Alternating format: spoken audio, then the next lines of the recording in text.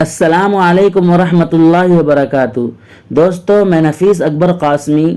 مستورات اپنے محرم مرد کے ساتھ 3 دن، 40 دن یا 4 مہینے وغیرہ کے لیے جماعت میں نکلتی ہیں۔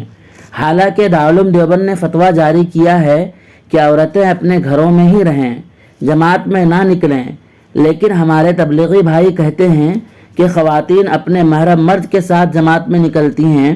ہم فتوے کو نہیں مانتے ہیں، حالانکہ فتویٰ جاری کیا جاتا ہے قرآن و حدیث کی روشنی میں ہی۔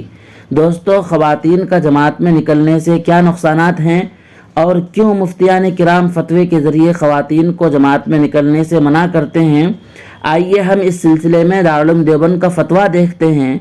کسی نے مسئلہ پوچھا ہے، آپ بھی اسکرین پر دیکھ سکتے ہیں۔ سوال: تبلیغی جماعت میں جو مستورات اپنے محرم مرد اور مکمل پردے کے ساتھ وقت لگاتی ہیں، ان کا یہ عمل شریعت میں کیا حیثیت رکھتا ہے؟ دارالعلوم دیوبند نے فتویٰ دیا ہے۔ بسم اللہ الرحمن الرحیم۔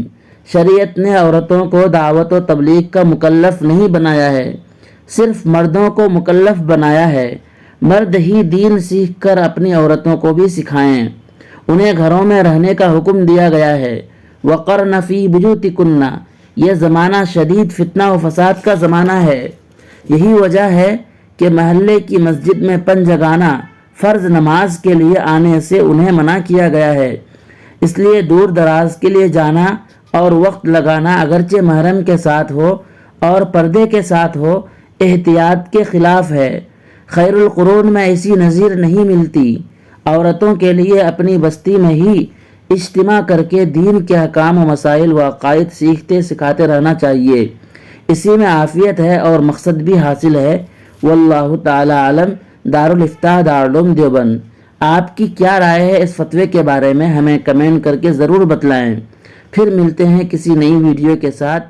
السلام علیکم ورحمۃ اللہ وبرکاتہ۔